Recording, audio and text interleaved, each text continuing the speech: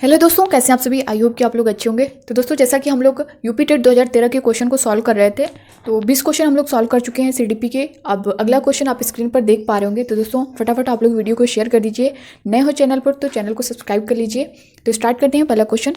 किसी शिक्षक को यदि यह लगता है कि उसका एक विद्यार्थी जो पहले विषय वस्तु को भली प्रकार सीख रहा था उसमें स्थिरता आ गई है, शिक्षक को इसे ऑप्शन ए है सीखने की प्रक्रिया की स्वाभाविक स्थिति मानना चाहिए, बी है विषय को स्पष्टता से पढ़ाना चाहिए, सी है विद्यार्थी को प्रेरित करना चाहिए, डी है उपचारात्मक शिक्षण करना चाहिए। तो इसका करेक्ट आंसर क्या होगा, आप लोग कमेंट बॉक्स में फटाफट आंसर करिए। किसी शिक्षक को यदि यह लगता है कि उसका एक विद्यार्थी जो पहले विषय वस्तु को भली प्रकार सीख रहा था उसमें स्थिरता आ गई है, शिक्षक को इसे सीखने की प्रक्रिया की स्वाभाविक स्थिति मानना चाहिए। ऑप्शन ए जो है दोस्तों ये करेक्ट हो जाएगा। विषय को स्पष्टता से पढ़ना चाहिए, ये नहीं होगा। विद्यार्थियों को प्रेरित करना चाहिए, डी है उपचारात्मक शिक्षण करना चाहिए। जैसा कि आप क्वेश्चन को पूरा समझ पा रहे होंगे, तो सीखने की प्रक्रिया की स्वाभाविक स्थिति मानना चाहिए। ऑप्शन ए पूरी तरह से आपका करेक्ट हो जाएगा। नेक्स्ट क्वेश्चन देखेंगे। अपनी कक्षा के एक विद्यार्थी की प्रवृत्ति को यदि शिक्षक बदलना चाहता है तो उसे ऑप्शन ए है विद्यार्थी के साथ कड़ाई से पेश आना। आप इस वर्ड को देख पा रहे होंगे दोस्तों। कक्षा के अन्य विद्यार्थियों को उससे न जानने योग्य बुरी बनाए रखने के लिए कहना। सॉरी दोस्तों, यहाँ पे दूरी होगा, दूरी बनाए रखने के लिए कहना। सी है उसके समूह के सभी सदस्यों की प्रवृत्ति बदलनी होगी, डी है विद्यार्थी को पढ़ने के प्रति प्रेरित करना होगा। तो दोस्तों इसका करेक्ट आंसर क्या होगा। अपनी कक्षा के एक विद्यार्थी की प्रवृत्ति को यदि शिक्षक बदलना चाहता है तो उसे क्या करना होगा, विद्यार्थियों के साथ कड़ाई से पेश आना होगा। कड़ाई जैसा कि आप निगेटिव वर्ड देख पा रहे होंगे तो यहीं पे कट कर देंगे इसको। तो जहाँ भी निगेटिव वर्ड आएगा वो आपका आंसर कभी नहीं होगा। ऑप्शन बी है कक्षा के अन्य विद्यार्थियों को उससे न जानने योग्य दूरी बनाए रखने के लिए कहना होगा, ये भी आपका नहीं होगा। उसके समूह के सभी सदस्यों की प्रवृत्ति बदलनी होगी। ऑप्शन सी जो है दोस्तों ये आपका करेक्ट होगा। क्यों होगा, किसी एक अगर कोई बच्चे की प्रवृत्ति में परिवर्तन करना हो तो उस बालक की संगत में रहने वाला जो सारे बच्चे होंगे उनकी जो प्रवृत्तियों में सामूहिक रूप से बदलाव का प्रयास करना चाहिए, वरना बालक पर नकारात्मक प्रभाव पड़ेगा। ठीक है, क्योंकि आप इस क्वेश्चन को समझ पा रहे होंगे। अपनी कक्षा के एक विद्यार्थी की प्रवृत्ति को यदि शिक्षक बदलना चाहता है तो उसके समूह के सभी सदस्यों की प्रवृत्ति बदलनी चाहिए। क्योंकि अगर कोई बच्चा जो है अगर इसमें परिवर्तन लाना चाहते हैं तो जो वो बच्चा ग्रुप में रहता है, समूह में रहता है, तो उन सारे समूहों को बदलने का पूरा प्रयास करना चाहिए, वरना जो बच्चे पर उसका जो है नकारात्मक प्रभाव पड़ेगा। ठीक है, ऑप्शन सी हमारा पूरी तरह से करेक्ट होगा। अगला क्वेश्चन देखेंगे। विकास का वही संबंध परिपक्वता से है जो उद्दीपन का किससे है। ऑप्शन ए परिवर्तन से, बी प्रतिक्रिया से, सी प्रयास से, डी परिणाम से। विकास का वही संबंध परिपक्वता से है जो उद्दीपन का किससे है,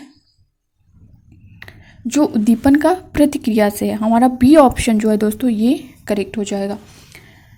दोस्तों व्यक्ति का विकास जैसा कि क्रमिक रूप से होता है, जैसे जैसे व्यक्ति का विकास होता जाता है वैसे वैसे उसमें परिपक्वता भी आती जाती है। ठीक उसी तरह से उद्दीपन का संबंध प्रतिक्रिया से होता है, क्योंकि बिना उद्दीपन के प्रक्रिया नहीं हो सकती है। तो हमारा बी ऑप्शन करेक्ट होगा। नेक्स्ट क्वेश्चन देखेंगे। पियाजे मुख्यतः के क्षेत्र में योगदान के लिए जाने जाते हैं। ऑप्शन ए है भाषा विकास, बी है ज्ञानात्मक विकास, सी है नैतिक विकास, डी है सामाजिक विकास। दोस्तों देखिए, आप ये 2000 यूपी टेट 2013 के ही पेपर में देख रहे होंगे कि पियाजे का हम लोग एक क्वेश्चन सॉल्व कर चुके हैं, ये दूसरा क्वेश्चन है, यानी 2 नंबर आपका यहीं से बन गया है। तो आप सोच सकते हैं ये बहुत इंपॉर्टेंट टॉपिक है, इसकी अलग से वीडियो मैं दूंगी। यहाँ से 2 नंबर कन्फर्म है, आता है 2 से 3 नंबर। पियाजे मुख्यतः के क्षेत्र में योगदान के लिए जाने जाते हैं, तो ये दोस्तों ये ज्ञानात्मक संज्ञानात्मक विकास, ऑप्शन बी जो है ये आपका करेक्ट होगा। अगला क्वेश्चन आप स्क्रीन पर देख पा रहे होंगे। जब कभी 2 या अधिक व्यक्ति एक साथ मिलते हैं और एक दूसरे को प्रभावित करते हैं तो वे एक साथ सामाजिक समूह का निर्माण करते हैं। ये कथन है। ऑप्शन ए आंशिक रूप से सत्य है, बी है सत्य है, सी है कदाचित सत्य है, डी असत्य है। तो दोस्तों इसका करेक्ट आंसर क्या होगा, आप लोग अपना आंसर करिए। जब कभी 2 या अधिक व्यक्ति एक साथ मिलते हैं और एक दूसरे को प्रभावित करते हैं तो ये एक सामाजिक समूह का निर्माण करते हैं, तो ये दोस्तों ये सत्य होगा। ऑप्शन बी हमारा करेक्ट हो जाएगा। अगला क्वेश्चन देखेंगे। शिक्षण प्रक्रिया में निम्नलिखित में किसका भली प्रकार ध्यान रखना चाहिए। ऑप्शन ए विद्यार्थियों की सक्रिय सहभागिता, बी है अनुशासन और नियमित उपस्थिति, सी है गृह कार्य की जांच में लगन, डी है विषय वस्तु का कठिनाई स्तर। शिक्षण प्रक्रिया में निम्नलिखित में किसका भली प्रकार ध्यान रखना चाहिए ये आपको बताना है। तो दोस्तों विद्यार्थियों की सक्रिय सहभागिता, ऑप्शन ए जो है ये आपका करेक्ट हो जाएगा। सफल शिक्षण प्रक्रिया वही होती है जिसमें समय समय पर शिक्षक छात्र संवाद होता रहता है, वरना जो शिक्षण कार्य है वो नीरस हो जाएगा और छात्रों का अधिगम अच्छी तरह से नहीं होगा। तो अधिक विद्यार्थियों की सक्रिय सहभागिता ये आपका करेक्ट आंसर होगा। नेक्स्ट क्वेश्चन देखेंगे, निम्नलिखित व्यक्तियों में से कौन अपने बच्चों को आंतरिक प्रेरणा दे रहा है? ऑप्शन ए है फादर रॉबर्ट अपनी कक्षा के उन बच्चों को चॉकलेट देते हैं जो अच्छा व्यवहार करते हैं। बी है अगली कक्षा में कक्षोन्नति पाने पर नंद कुमार अपने पुत्र को कहानी की पुस्तकें देते हैं। सी है अपने पुत्र के जन्मदिन पर गिरिजोश कुमार दावत देते हैं। डी है विज्ञान विषयों में सर्वोच्च अंक पाने पर राकेश कुमार अपने पुत्र की प्रशंसा करते हैं। जैसा कि क्वेश्चन में क्या पूछा है, व्यक्तियों में से कौन अपने बच्चों को आंतरिक प्रेरणा दे रहा है? दोस्तों आंतरिक प्रेरणा की बात की जा रही है, यहाँ पे बाह्य की नहीं की जा रही है। तो आप यहाँ पे देख सकते हैं फादर रॉबर्ट अपनी कक्षा के उन बच्चों को चॉकलेट देते हैं, तो ये तो बाह्य हुआ ना दोस्तों, ये आपका नहीं होगा।